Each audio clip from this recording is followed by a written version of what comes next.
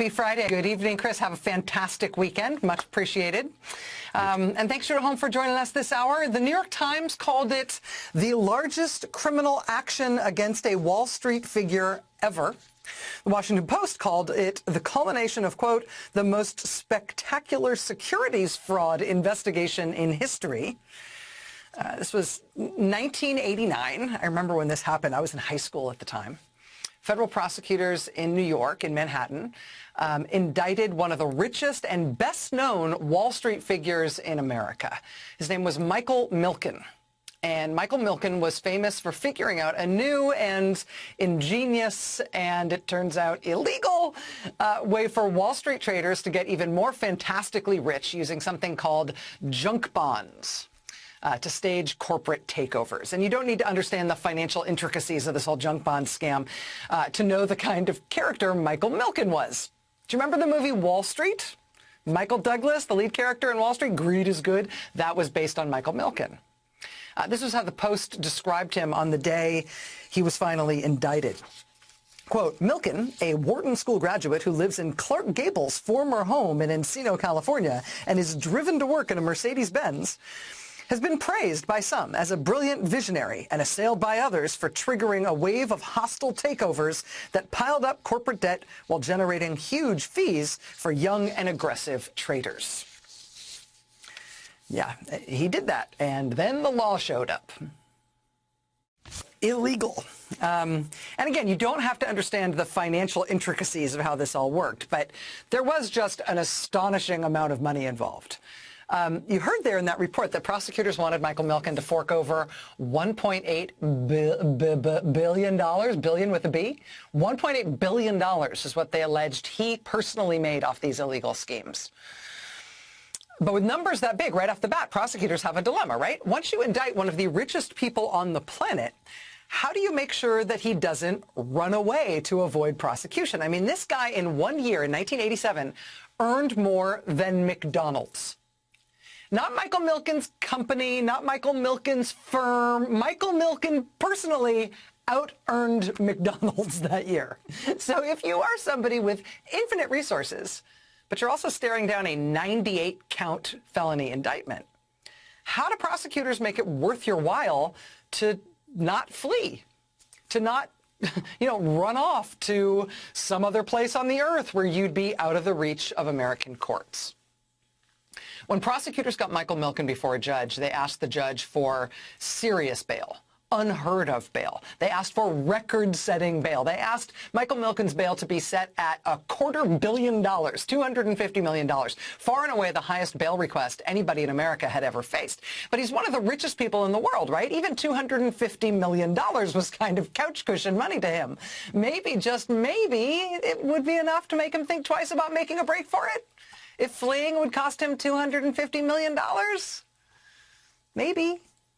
In the end, the judge did not grant that record-setting bail, and Michael Milken did not skip town.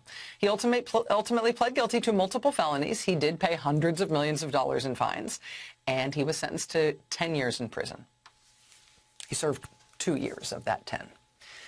But that $250 million bail request from prosecutors, again, they didn't get it.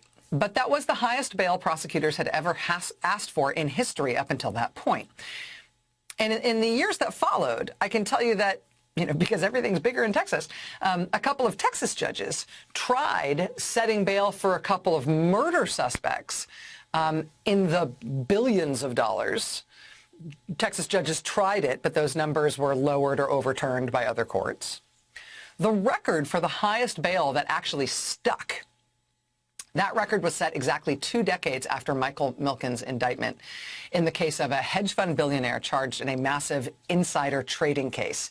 His name was Raj Rajaratnam, and he posted $100 million bail after he was indicted in 2009. That wasn't what prosecutors, just what they asked for. That's actually what he had to put up. $100 million. It was the highest bail amount ever in American history. And you're going to have to forgive me here. Just indulge me for a second because it's Friday, and I need to give you a little side note here. Do you remember the name John Dowd?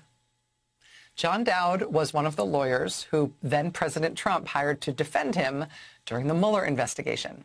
A few years before joining the Donald Trump legal team, John Dowd was the defense lawyer for Rajaratnam in this giant insider trading case. And that did not go well. I mean, Mr. Rajaratnam was convicted on 14 felony counts. He was sentenced to 11 years in prison. That's the longest prison term ever for an insider trading case.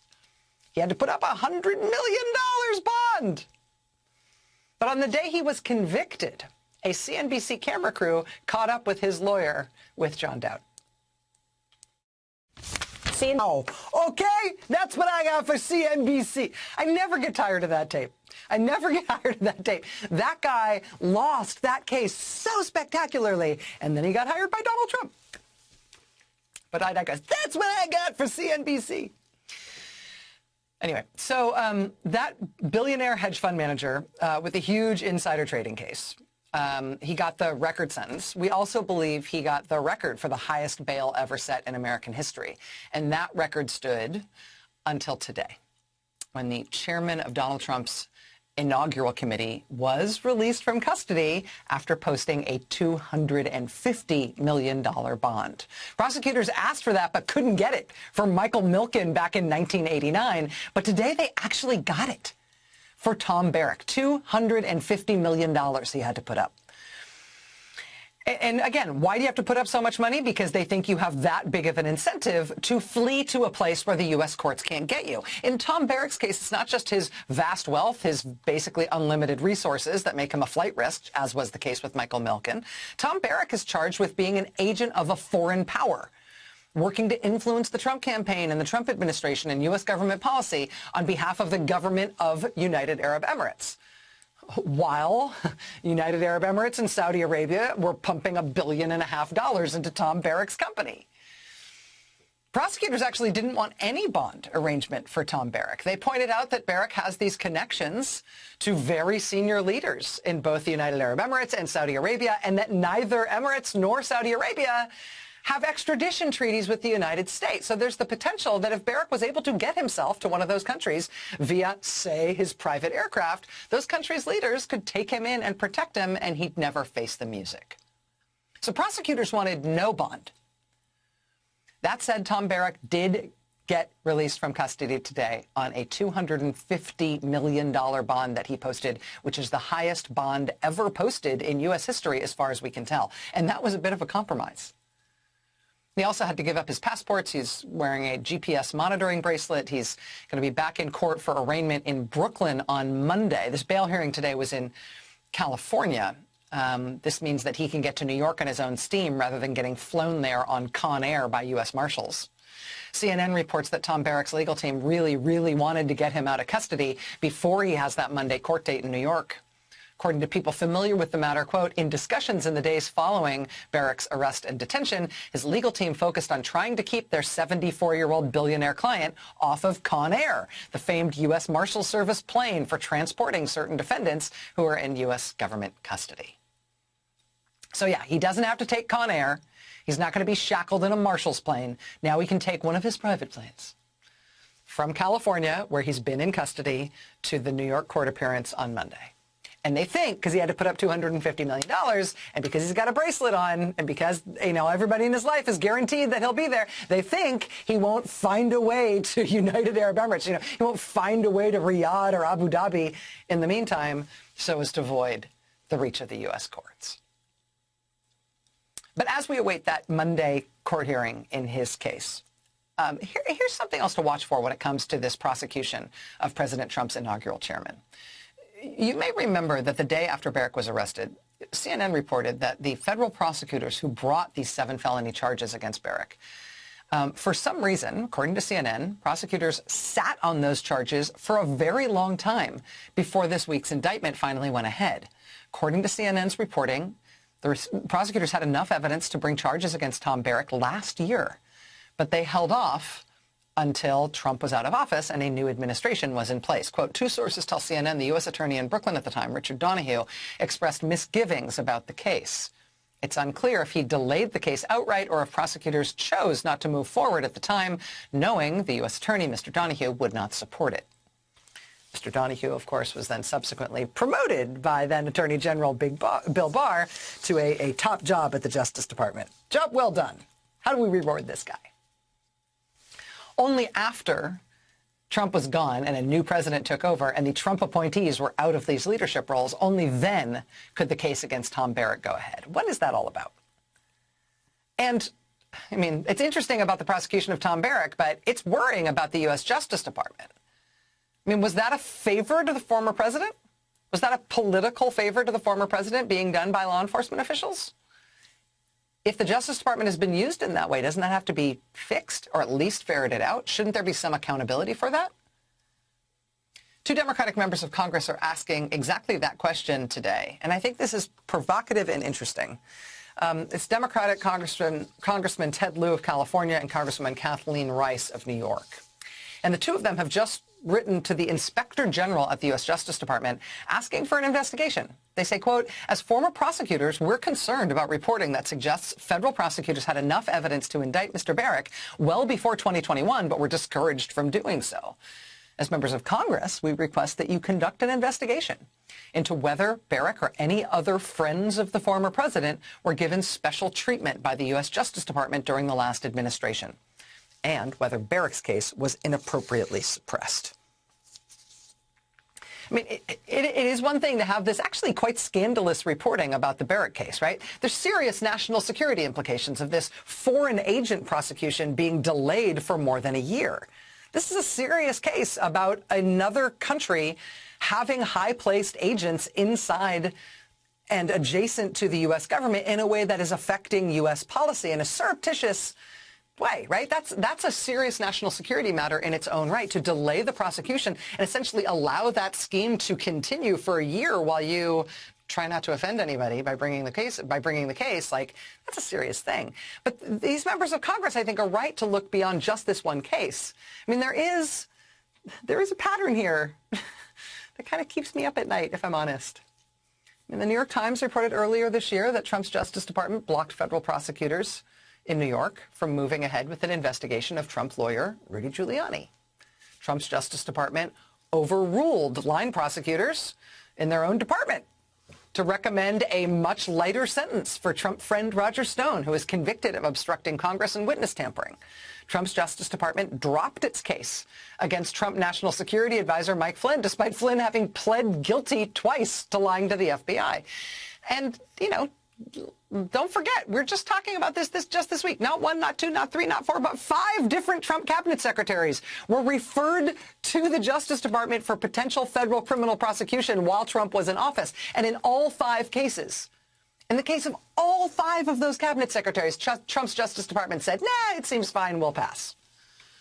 I mean, that's just like off the top of my head. That's just a handful of the cases where the Trump Justice Department appeared to intervene in or shut down cases involving Trump's friends and allies. Those are just the ones that, that's not even all the ones we know about. That's literally the ones I can just riff on. How many cases were slow-walked or delayed or quashed, right? Are we going to learn about those? How many cases were shut down, not prosecuted at all? How many were slowed down like Barrack's? Are we ever going to learn about those?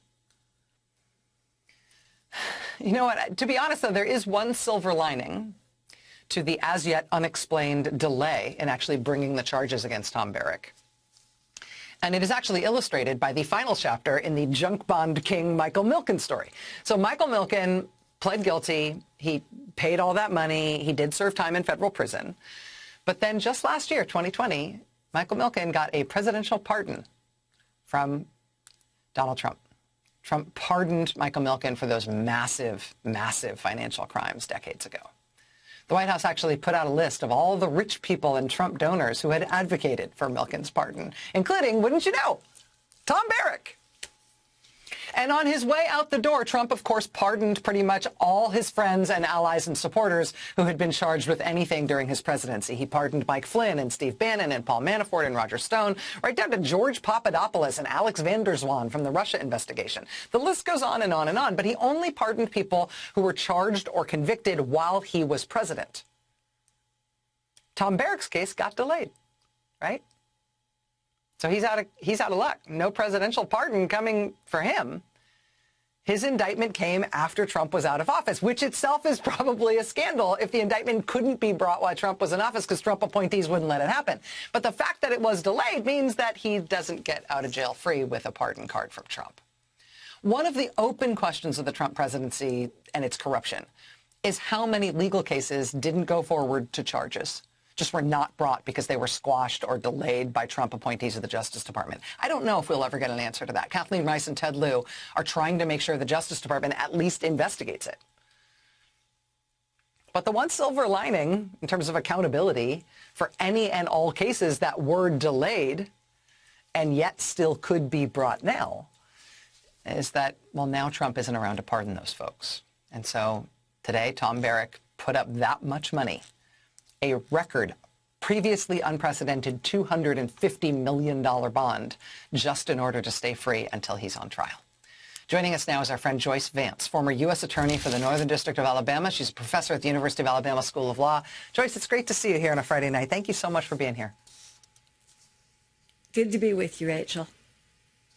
I have gotten very shy about the word unprecedented, but I was surprised when we started poking around and realized that this might be the largest bond ever put up in a U.S. criminal case ever. What do you make of the size of that bond and the fact that Barrack, in fact, was released? I was surprised that Barrack was released. As a prosecutor, I think I would have gone to the mat to try to keep him in custody just because he is such a flight risk. And that's one of the two bases federal prosecutors have for keeping a defendant in custody until trial, either that they're a flight risk or a danger to the community. Barrack is pretty much the poster child for a flight risk. Dual citizenship, access to a lot of money and private travel. So he's really someone that it's difficult to believe that even a large sum of money could be sufficient to secure his presence. He's 74. He undoubtedly doesn't want to spend the up to 10 years in prison that this statute, 18 U.S.C. 951, that he's indicted under could ultimately result in. Probably the sentence would be a lot smaller, but nonetheless, the risk is considerable for him. Now, in terms of the potential delay of his case, I mean, we have not matched CNN's reporting that prosecutors in EDNY had this case a year ago and basically sat on it because Trump appointees, they believed, wouldn't allow it to go forward. But it's very interesting reporting from CNN. The prospect of that is disturbing on lots of levels. What do you make of Representatives Ted Lieu and Kathleen Rice now asking the Justice Department's Inspector General to investigate that public reporting and to investigate whether it's part of a pardon? There's obviously a lot of public-facing actions by the Trump Justice Department that seemed to intervene or otherwise make bad things go away for people who are connected to the former president. Do you think an Inspector General investigation is warranted here? Do you think there will be one? DOJ can only be successful if the public has confidence that it's conducting its work with integrity. And so we've lived through, I'm sorry, but I'm going to use the word you don't like and say we've lived through an unprecedented 4 years for the Justice Department. And people have a lot of concerns. So there are good reasons that if you're Merrick Garland, the Attorney General, you would support an IG investigation because it could do a lot to return confidence to DOJ simply by exposing the truth about the past 4 years. We can't really tell from this case. It's possible that it was slowed down because prosecutors didn't want to run the risk that if they indicted, there would be a pardon by the former president on the way out the door. It's equally possible, this reporting from CNN, that there was discouragement to bring the case from folks who were running the offices, maybe even folks in Washington. And it's also possible this case had a lot of moving pieces, a lot of evidence, perhaps involving some foreign evidence that had to be obtained. And that can be difficult and time-consuming. So we don't know what went on here, and that's a problem for DOJ. DOJ works best when people can have confidence in its work. So anything that promotes transparency plays well for this current Justice Department. Is it just the Inspector General's own decision as to whether or not that investigation happens, or can the Attorney General direct the Inspector General to do it? Well, the Inspector General has the ability to go ahead and open the investigation on his own. There is consultation. He's not entirely independent of working with the Attorney General, who typically sees and has the ability to review his reports before they're released. But Rachel, it's interesting. There are a couple of different mechanisms here for accountability. DOJ also has the Office of Professional Responsibility, which reviews whether prosecutors and career employees have done anything that might violate their ethical obligations. And so it's possible that if anyone inside of DOJ, or outside for that matter, has information that something happened here to tamp down on these cases that was improper, they could report that to OPR, which would then conduct an investigation. There are a lot of routes, with or without the Attorney General's blessing, that could lead to disclosure of what actually happened here.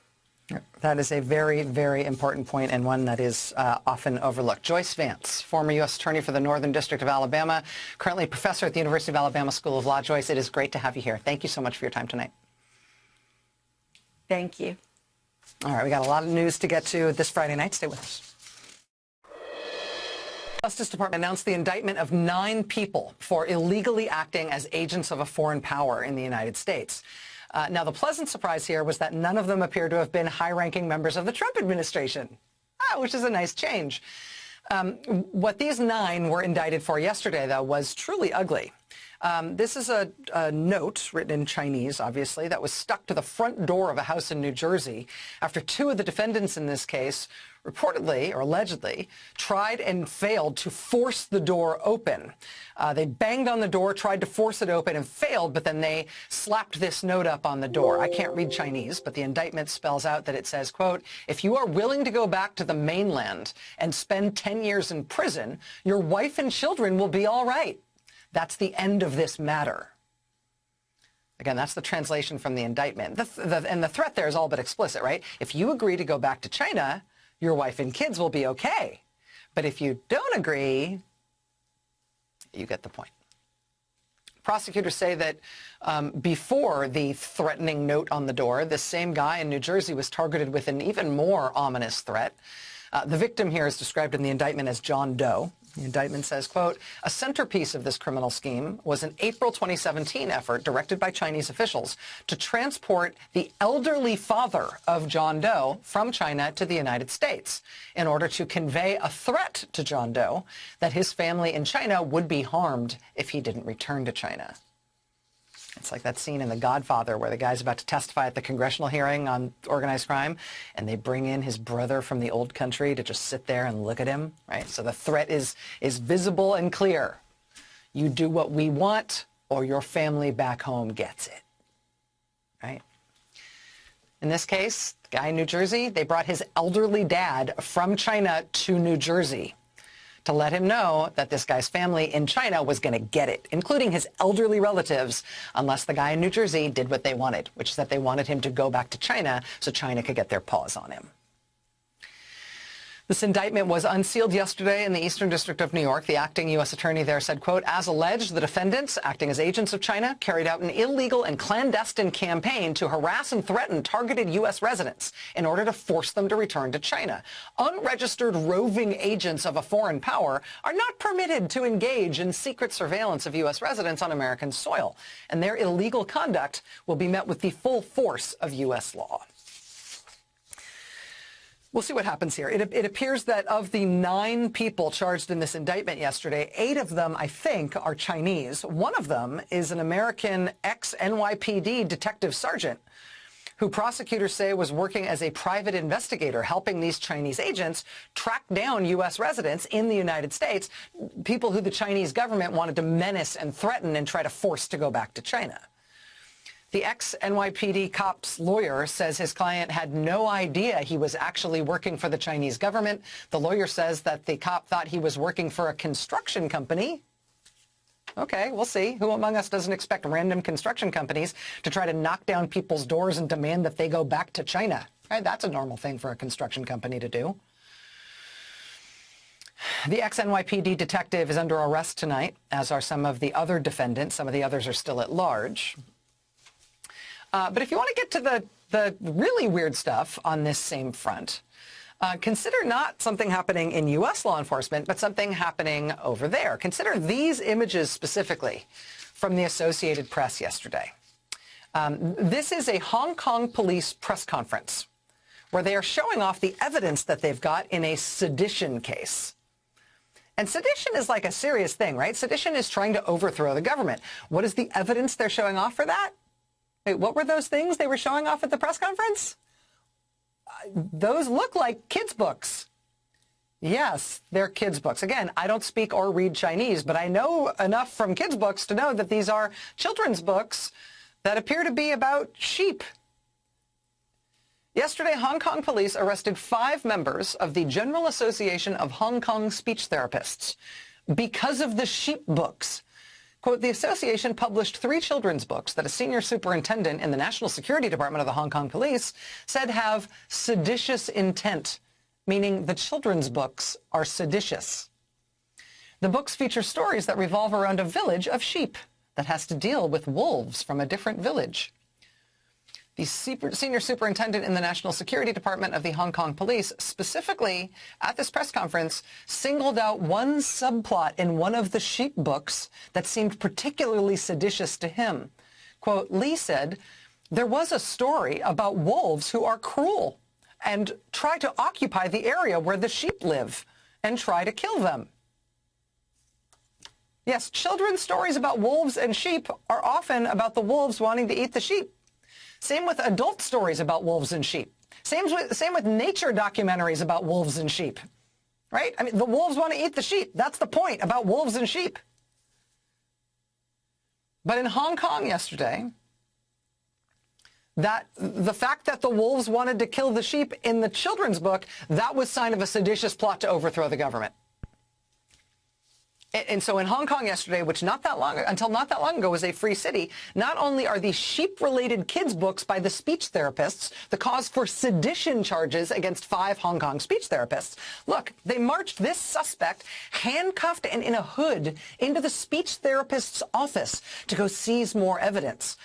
They seized what appeared to be just more kids' books with the help of the hooded, handcuffed suspect who they perp-walked in front of the building. The AP reports police also froze the assets of the Speech Therapists Association, again, because of the books about sheep. At the same time, they were showing off their contraband seized kids' books about sheep and wolves, literally walking people through the plot of the sheep books to show that they were sedition against the government. At the same time they were doing that, yesterday, a Hong Kong court was denying bail for a number of prominent Hong Kong journalists. Now, this is a story that we covered last month here on the show. We had a huge response from our viewers when we did it. You might remember these pictures from that coverage. These are pictures from the final night that Hong Kong had one last independent pro-democracy newspaper. The newspaper was called Apple Daily. They had their offices raided by hundreds of Hong Kong police officers.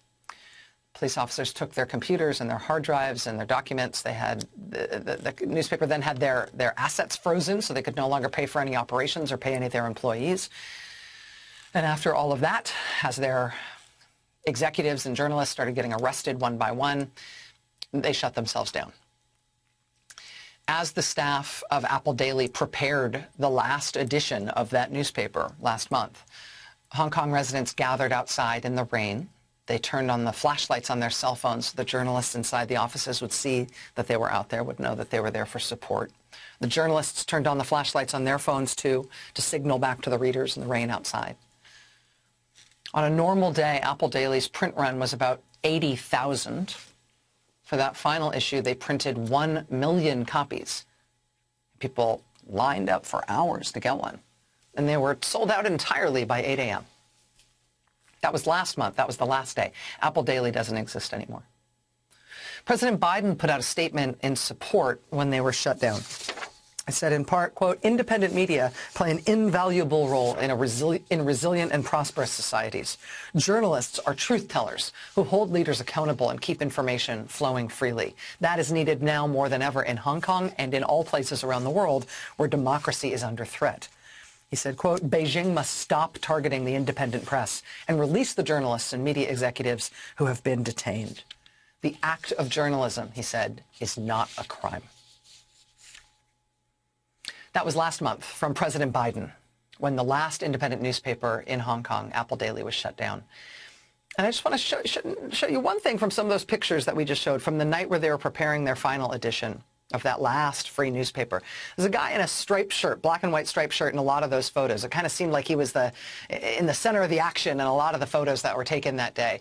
That's because he was the editor-in-chief of Apple Daily. And so these photos show him leading his staff and finaling the edit on the last print edition that night. Again, that was last month when they published their last edition. This week, he was arrested. Even though the last remaining independent newspaper in Hong Kong is shut down and has been so for a month, they're still arresting the journalists who work there. While they were showing off the kids' books about sheep and charging the speech therapists with sedition, a Hong Kong court simultaneously yesterday was refusing bail for the editor-in-chief of the now defunct Apple Daily. He and another editor and 2 editorial writers from that paper were all put in jail yesterday and the day before. The court revoked or refused their bail, and then the court adjourned until at least September 30th. So those 4 journalists are looking at least 2+ months in jail until their cases even get heard, all for the crime of being journalists. The U.S. State Department put out a statement in response saying, quote, "We strongly condemn the arrest of Apple Daily's former editor-in-chief and others and call for their immediate release. The U.S. is deeply concerned by the Hong Kong authorities' selective use of the national security law to target journalists and independent media organizations. The charges of conspiring to collude with foreign forces to endanger national security appear to be politically motivated. The U.S. is concerned by increased efforts by Beijing and Hong Kong authorities to wield that national security law as a tool to suppress independent media, to silence dissenting views, to stifle freedom of speech. We call on the authorities to stop targeting the independent press. Efforts to stifle media freedom and the free flow of information not only undermine Hong Kong's democratic institutions, they also hurt Hong Kong's viability as an international business hub." And that international business hub point sticks out a little bit, I know, but it's important in terms of the way the Biden administration is approaching this. Last week, the administration put out a warning to U.S. companies, advising American companies that if they are doing business in Hong Kong, the political climate is changing there to make it basically unsafe for commerce and also sort of unsafe, period. That warning went out from the Biden administration to U.S. businesses last week. China retaliated against that warning today by putting sanctions, Chinese sanctions, on individual Americans. Specifically, they sanctioned, wait, what? They sanctioned Wilbur Ross? I think maybe they don't know that Wilbur Ross isn't Commerce Secretary anymore. He was Commerce Secretary under Trump, but he's gone since Trump. You know, maybe Hong Kong authorities can't get good news anymore. They can't get any quality journalism anymore, so they don't know that Wilbur Ross has been gone since January. Sure, though, why not target your sanctions at him? With statements like we've seen from President Biden and Secretary of State Tony Blinken, the U.S. government is obviously no longer calling the press the enemy of the people, which is a nice change. The U.S. government is now trying to both insist on the rights of journalists around the world, and to a certain extent, they're trying to model that behavior within the U.S. government itself. The Justice Department this week putting out new rules that limit the ability of U.S. law enforcement to go after journalists and their communications and their sources. That new rule put out by Attorney General Merrick Garland this week, and that is welcome. But if we are once again trying to lead the world in standing up for these kinds of freedoms, it's not working. What else can we do? Hong Kong democracy activists are now asking for the United States to once again offer them asylum in the United States, to offer Hong Kong democracy activists asylum in the United States, which is not an unprecedented thing. The U.S. did that after the Tiananmen Square massacre in 1990 under President George H.W. Bush. Now, as democracy activists and the free press and civil society in Hong Kong is being hunted and picked off one by one, could the U.S. offer asylum the way that we have in the past? Who would be against that here, right? But if we are going to lead here, and the Biden administration seems like they want to and they're not afraid to, what else can they do? What else should they do? And what kind of fight should they expect to have over those measures? I've got more ahead. Stay with us. Joining us now is Ben Rhodes. He was Deputy National Security Advisor to President Obama. He's also the author, most recently, of After the Fall, Being American in the World We've Made. It's a close look at the world tilting away from democracy and the people around the world who are fighting against that, and the haunting question of what the U.S. can do not only to try to save our own democracy here at home, but to help shore it up everywhere it is in danger. Ben, it's really nice of you to be here on a Friday night. Thanks for making time. Thanks, Rachel, for covering this Hong Kong story. It's so important. Well, so I'm a little bit haunted by your book. You might remember when we talked about it when it first came out that I sort of emoted to you that I was very troubled by the dynamics that you talk about. And following this Hong Kong story, I'm so moved by the efforts of the free press there and the efforts of civil society there and the efforts of the democracy activists to try to stand up against what really feels like a line of tanks. It really feels like a bulldozer that is going through them without any help. And I wanted to get your take on how bad things seem right now in Hong Kong and what the Biden administration is trying to do to help. It's the worst case scenario, Rachel. For the book, I talked to a lot of young people, including people involved in the protest. They described this kind of whole society approach that you alluded to in your reporting, in which the Chinese Communist Party has taken over the media, they've taken over the curriculum in schools, they've created incentives in the society where if you want a good job, if you want to get ahead, you have to be silent about certain political matters. And the protest movement was a reaction against that. And a lot of those young people used to tell me things like, the only independent source of information we have is Apple Daily, right? And so what they've done since these national security laws were passed is they've extinguished the embers of democracy in Hong Kong. They've shut down any remaining free media. They've jailed the political opposition. And frankly, a lot of those young people I've talked to have left the country or are now in the UK. I think for the Biden administration, obviously you can provide asylum, and we should, to anybody from Hong Kong who has a legitimate fear of persecution, which is a lot of people, unfortunately.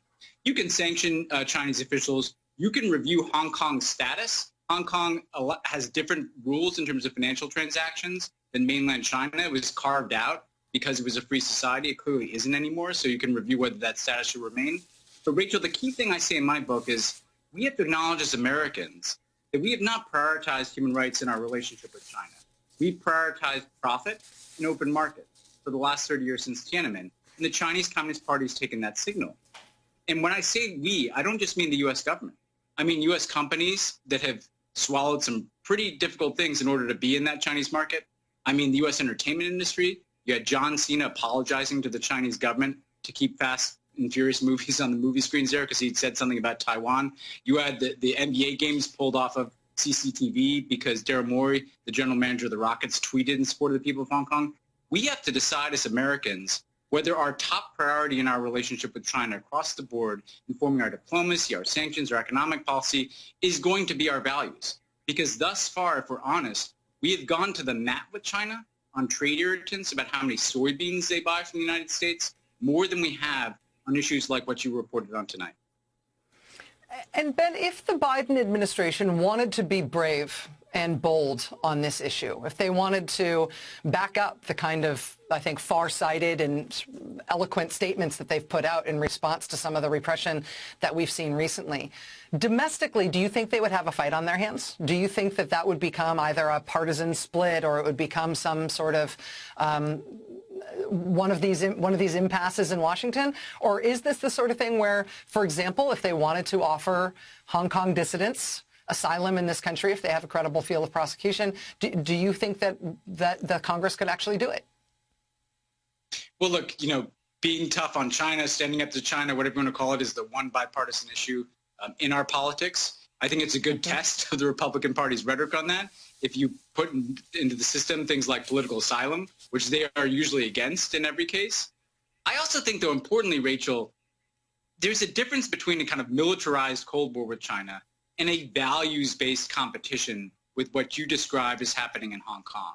Because the most important thing that we have to do in the United States is get our democratic example in line. That's what I heard from a lot of people in Hong Kong and around the world. Unless America is setting a better example for what democracy is and what it means to value a free press, it's much harder for us to have the credibility to sustain an effort in which we're defending those values abroad in a place like Hong Kong. And so I think the Biden team needs to connect what it's trying to do in the United States to defend democracy, to extend voting rights, to clean up our democracy, with what it's doing abroad. I think another important thing that they're doing is multilateralizing this. So it's not just the United States, but it's all like-minded democracies speaking out against this. One of the things I found in the book, though, Rachel, and I described, being woken up in my hotel room in Shanghai in the middle of the night in 2017 and being kind of warned that Barack Obama, who I was traveling with, his former president, should not meet with the Dalai Lama. That's something that the Chinese have been doing, Chinese Communist Party, not the Chinese people, for decades. Relentless advocacy for their view of how the rest of the world should stay out of their affairs.